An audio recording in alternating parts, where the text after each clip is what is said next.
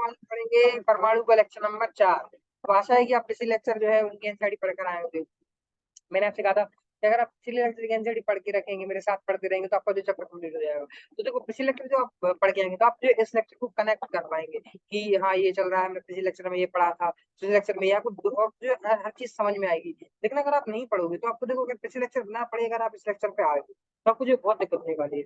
तो मैं आपसे कहूंगा कि एक बार अगर अभी भी अगर आप पिछले लेक्चर की एनसीईआरटी पढ़कर नहीं है तो एक बार पढ़कर आइए, और जो मैं आज पढ़ाने वाला हूँ इसकी भी पढ़िए, ताकि जिसमें आपको जो है आज जो मैं पढ़ाने जा रहा हूँ वो आपको समझ में और अच्छे से आए। तो कोई ग्राफ वो मैंने होमवर्क दिया नहीं था, तो चलिए शुरू करते हैं लेक्चर को। फटाफट ग्रीक एंड मार्क्स जो हमारा एक्सपेरिमेंट चल रहा था आज हम वही पढ़ेंगे। ग्राफ जो है वो अगले में पढ़ेंगे, क्योंकि जो है मुझे 15 मिनट की वीडियो बनानी पड़ती है, तो मैंने अगर मैं ग्राफ इस वीडियो में डाल दिया तो जो है वीडियो लंबी हो जाती, इसलिए मैंने ग्राफ अगली वीडियो में डाल दिया है। और ये लंबा थोड़ा लेक्चर पड़ जाएगा, ग्राफ के अलावा भी बहुत चीजें मुझे समझानी थी, तो जब जाना हो रहा था तो मैंने कहा कि ये जाना हो जाएगा तो मैं इसकी अलग अलग वीडियो बना देता हूँ। इस वीडियो में हम जो है आगे पढ़ेंगे ग्राइगर मार्ग प्रयोग का विस्थापक निरूपण। तो चलिए पढ़ते हैं आगे, जो हमने पढ़ा था उसको पढ़ेंगे। चलिए, ये रहा अल्फा कणों का स्रोत, और ये जो है निर्वात है। और मैंने आपको बताया था कि ये जो पूरा एक्सपेरिमेंट जो किया गया था, ये जो है एक कक्ष में किया गया। वो कक्ष जो है आपको चित्र में देखिए दिखाया नहीं जा रहा है, लेकिन ऐसा मान के चलिए कि जो है कक्ष में। तो ये ठीक है, ये रहा अल्फा कण का स्रोत। और अल्फा कण का स्रोत क्या था, अब बताइए, अब जो पढ़ के आएंगे वो बता देंगे। अल्फा कणों का स्रोत था बिस्मथ 214। अब देखिए, जो पढ़ कर आएंगे वो बता देंगे, जो नहीं पढ़ कर आएंगे वो नहीं बता पाएंगे, इसलिए कह रहा हूं अभी भी पढ़ कर आएंगे, पढ़ कर आएंगे। चलिए, ये नहीं लड़की ठीक है, याद कीजिए जब वो एक्सपेरिमेंट था, जब वो जा रहे थे मैंने सोचा लड़की ईटों के बीच से अल्फा कण निकलेंगे। ये नहीं वो लड़की, ठीक है। और यहाँ बीच से जा रहा है, अपनी बीच से जा रहा है जो यहाँ से अल्फा कण की जो है अल्फा कणों का कण को जहाँ से निकला, और ये जो है पतली स्वर्ण पन्नी पर गया। अब ये बताइए, पतली स्वर्ण पन्नी कितनी पतली थी, कितनी मीटर की थी। मैंने आपको ये पहले बताया था पिछले लेक्चर में, जो पढ़ के आएंगे बता दें। देखिए मैं आपको बता, हाँ मैंने आपको बताया था कि 2.1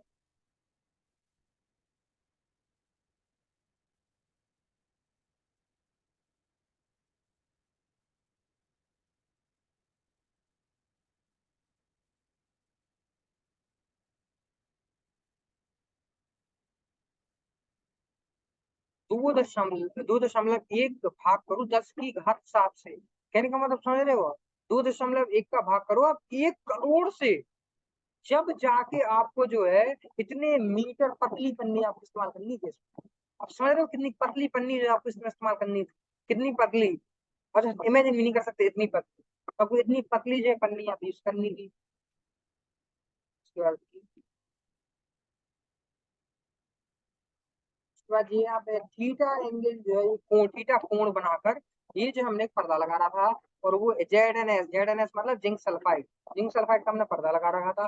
पर्दा पे संसूचक या सूक्ष्मदर्शी जो हमने लगा रखा था, इसको इंग्लिश में माइक्रोस्कोप कहते हैं।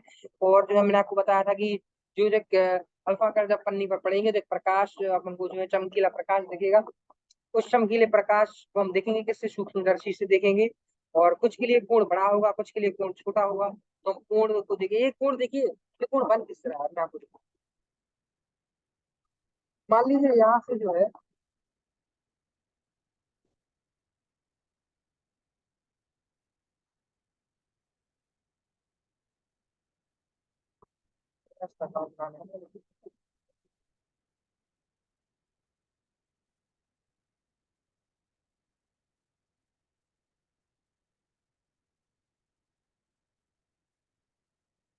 ये देखिए, ये तो अपनी वो रही लाइन,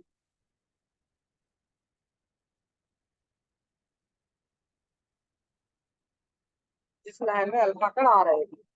और ये जो लाइन है, यह मान लीजिए अपन यहाँ से मिलकर इस दिशा की ओर चल दिया, मान लीजिए। तो ये जहां से वो आ रहा था जिस दिशा की ओर वो मुड़ गया, उनके बीच के कोण को कहेंगे थीटा।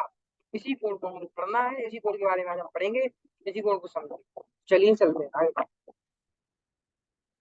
देखिए इसमें क्या लगा, बहुत छोटे भाग लगभग 8,000 में एक के लिए विपरीत दिशा में प्रक्रिया, मतलब वो आ रहा था ऐसा, वो बिल्कुल ही विपरीत उल्टा ही जाने लगा, समझ रहे हो। मतलब ऐसा क्यों हुआ वो यहाँ आगे पढ़ेंगे। कुछ के लिए जो बड़े कोण पर प्रकीर्णन हुआ, मतलब 90 के कोण पर हुआ, कुछ के लिए 90 से कम के कोण पर हुआ। चलिए, अधिकांश के लिए तो जो है लघु कोण प्रकीर्णन जो है वो किसी भी कोण पर नहीं हुआ, वो जैसे आ रहे थे उसी दिशा में आ रहे थे, वो सीधे ही चले गए। कुछ के लिए तो बिल्कुल ही जो है कोण की वैल्यू जीरो है, कोण जीरो है कुछ अल्फा कणों के लिए, क्योंकि वो जैसे आ रहे थे वैसे सीधा निकल गए। तो इससे जो है अपन क्या क्या बोलते हैं, क्या रिजल्ट क्या निकालेंगे इसका अपन, तो वो हम जो है आगे पढ़ेंगे। चलिए रुकिए जरा।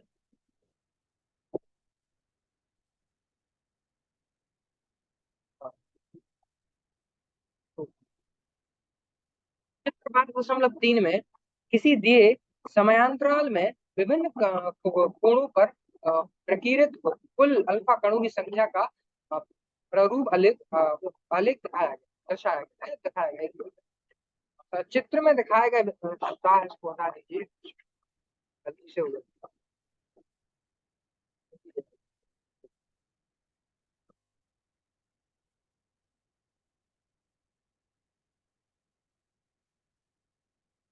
चलिए, तो चित्र में दिखाए गए बिंदु प्रयोग में प्राप्त आंकड़ों को निरूपित करते हैं और संदर्भ सैद्धांतिक पूर्ण अनुमान है जो इस कल्पना पर आधारित है। पूर्ण अनुमान है जो इस कल्पना पर आधारित है कि परमाणु में एक सूक्ष्म संघन तथा घन घनावेशित नाभिक है। तो कहने का मतलब है कि इनकी कहने का मतलब है कि एक जो एटम, उसके मतलब एक क्या बोलते हैं, कोई भी परमाणु है, परमाणु नहीं कहेंगे तो या फिर किसी धातु, लेकिन एक मतलब उसके बीच में एक कुछ तो है, मतलब एक प्रेक्षक मतलब एक कंसंट्रेटेड है, कुछ तो बीच में कुछ तो ऐसा है जिसकी वजह से जो है ये जो है कुछ इलेक्ट्रॉन बाहर, कुछ तो अल्फा पार्टिकल इस तरफ, कुछ पीछे की तरफ, कुछ तो ऐसा भारी बीच में रखा हुआ है जो इन्हें रोक रहा है या जो इन्हें मोड़ रहा है। कुछ तो ऐसा है दोनों जो घनाभिषिक्त नाभिक, कुछ तो ऐसा सूक्ष्म संकीर्ण तथा घनाभिषिक्त नाभिक है, कुछ तो है। तो बहुत से अल्फा कण स्वर पन्नी को पार कर जाते हैं, जैसा कि मैंने आपको बताया था कि बहुत से अल्फा कण तो स्वर पन्नी को सीधा पार कर जाते हैं, उनका कोण की वैल्यू जीरो होती है। ऐसों के लिए कोण की वैल्यू क्या होती है? के लिए कोण की वैल्यू होती है शून्य। कोण है शून्य, इसका अर्थ है उसमें संगठन नहीं हुआ, मतलब वो उसमें कोई वो नहीं होता है, फ्लेक्शन बोलते हैं उसे, तो संगठन नहीं होता है। तो जैसी आई थी वो सीध निकल जाती है, घलने के बाद वो कहीं भी आसपास टेढ़ी मेढ़ी नहीं जाती। अपतित अल्फा कणों में से केवल 0.14% लगभग का 1% के कोण से अधिक प्रकीर्णन, मतलब केवल एक एक एक डिग्री के कोण से अधिक प्रकीर्णन किसका होता है? केवल 0.14% का। समझ रहे हो आप कितना कम है? और कहने का मतलब समझ रहे हो कि इससे ज्यादा मतलब ज्यादातर कण अल्फा कण तो सीधे ही निकल गए। 0.014 का है केवल एक, ये एक या उससे ज्यादा का कोण का अधिक प्रकीर्णन। उससे कम मतलब ये समझ लो कि एक में से माइनस करेंगे तो क्या बचेगा? 0. मतलब इसको 100 से अगर माइनस करें, 100 से माइनस किया जाए तो 99.86, 99.86% जो लगभग जो है वो सीधे ही निकल गया, वो बीच में रुके ही नहीं। समझ रहे हैं? कितना बड़ा क्वेश्चन है। 8,000 अल्फा कणों में से लगभग एक कण 90 से अधिक विक्षेपित होता है, मतलब 90, 8,000 में एक। आप समझ रहे हो? 8,000 में एक बहुत ज्यादा होता है, 8,000 में केवल एक कण, जिसको हम मानते भी नहीं है, जिसको हम निग्लेक्ट कर देते हैं कभी कभी कि छोड़ो यार, 8,000 में एक क्या ही होता है। 8,000 में इसे एक कण का होगा केवल 90 से अधिक विक्षेप, मतलब वो केवल उसका जो प्रकीर्णन हुआ वो 90 से अधिक केवल 8,000 में से केवल एक का। रदरफोर्ड ने तर्क किया कि अल्फा कणों को विपरीत दिशा में विक्षेपित करने के लिए इन पर बहुत अधिक प्रतिकर्षण बल लगाना चाहिए। उनके कहने का अर्थ यह है कि आप ये बात खुद ही बताओ कि किसी इलेक्ट्रॉन अगर आपके मान अल्फा अल्फा पार्टिकल अल्फा कण अल्फा कण का कितना ज्यादा चार्ज, तो अगर उसको रोकना है, रोकना तो छोड़िए, 90 के कोण से अधिक पर उसको विक्षेपित करना है, तो खुद सोचिए आपको इधर से कुछ ज्यादा इतना इतना बल लगाना पड़ेगा कि वो जो है अगर ऐसा आ रहा था तो इतना यहाँ से बल लगाना पड़ेगा कि वो वापस चला जाए। तो आपको बल जो है इतना ज्यादा लगाना पड़ेगा कि आप उसको रोक पाओ। तो इस यही रदरफोर्ड ने जो है तर्क दिया कि अल्फा कणों को विपरीत दिशा में विक्षेपित करने के लिए इन पर बहुत अधिक प्रतिकर्षण बल लगाना चाहिए। प्रतिकर्षण मतलब उल्टा, प्रतिकर्षण मतलब उसके ऊपर वो जिस दिशा में आ रहा है उसकी उल्टी दिशा में बल लगाना चाहिए। इतना अधिक बल तभी प्राप्त हो सकता है यदि परमाणु का अधिकांश द्रव्यमान तथा इसका धन आवेश इसके केंद्र पर गणता पूर्वक संकेंद्रित हो।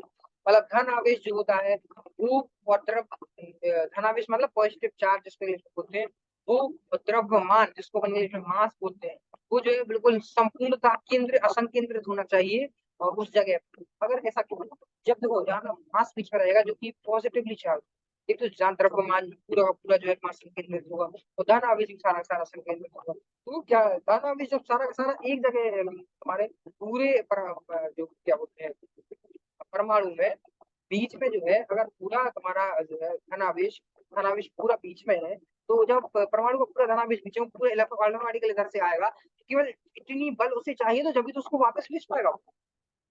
कहने का अर्थ यह है कि जो इसका जो परमाणु है उसमें अधिकांश अधिकांश देखो सारा का सारा द्रव्यमान तो हो नहीं सकता अंदर, ऑब्वियस मतलब सीधी सी बात है, सारा का सारा द्रव्यमान तो बीच में हो नहीं सकता या सारा का सारा धनावेश बीच में हो नहीं सकता, लेकिन अधिकांश द्रव्यमान और अधिकांश धनावेश इसके जो है केंद्र पर जो है दृढ़तापूर्वक केंद्रित है।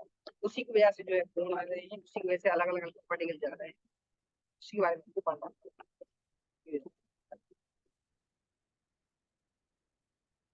तो तब अंदर आता हुआ अल्फा कण धन आवेश को भेदे बिना इसके अत्यंत समीप आ सकता है तथा इस प्रकार के समागम के परिमाण स्वरूप अधिक विषय, मतलब ये समझ लीजिए कि मैं आपको बता रहा हूं, मान लीजिए ये रहा वो जो है धन आवेश जो कि बीच में है और यहीं पे जो है हमारा सारा का सारा द्रव्यमान जो है वो संकेंद्रित, तो मान लीजिए यहाँ से आ रहे हैं अपने कौन,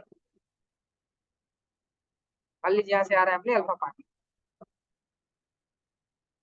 तो मान लीजिए आते आते आते वो आता है इसकी स्पीड स्पीड कह सकते हैं इसकी गति जो है और कम होती है और कम होती है, आते आते और कम होती है गति और कम होती है कम होती है कम होती है, मान लीजिए वो यहाँ तक आता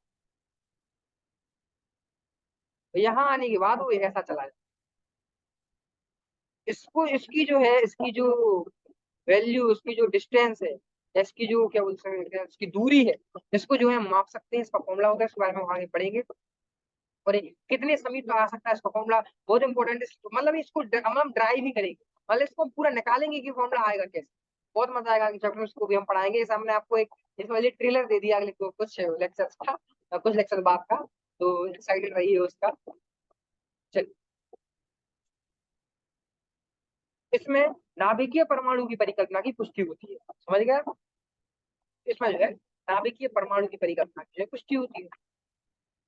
यही कारण है कि रदरफोर्ड को नाभिक की खोज का श्रेय दिया जाता है, और ये रदरफोर्ड को जो नाभिक की खोज का श्रेय दिया जाता है कि नाभिक जो है इन्हें इन्हें खोज की इसी एक्सपेरिमेंट के द्वारा। तो आज हमने क्या, आज हमने पढ़ा क्राइगर मार्टिन ट्यूब का यथात्मक रूप है उसका।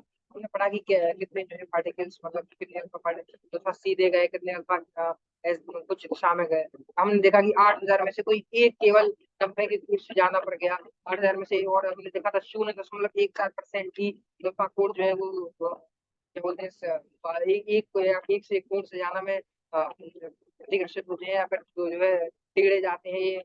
बाकी जो है जनरली 99 पॉइंट जो है 8-6% जो अपने अल्फा पार्टिकल है वो सीधे निकल जाते हैं, लगभग लगभग लगभग लगभग लगभग इतने जो है वो सीधे निकल जाते हैं, वो किसी भी कोण पर मतलब किसी भी कोण पर जो है प्रतिकर्षित नहीं होते हैं, विपरीत विपरीत दिशा में नहीं जाते हैं। उनका जो है कोण की वैल्यू, उनके लिए कोण की जो वैल्यू है वो 0 होती है, वो कोण 0 रखते हैं, उनमें कोई कोण नहीं होता है, तो जिस दिशा में आ रहे हैं उसी दिशा में चले जाते हैं।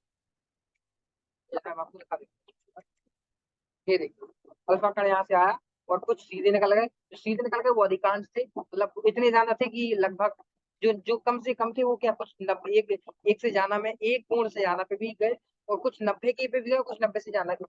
तो जो 90 से आया वो 8,000 में एक था, तो उसको जो है हम निगलेक्ट कर देते हैं, कभी कभी गिनती में भी नहीं लेते।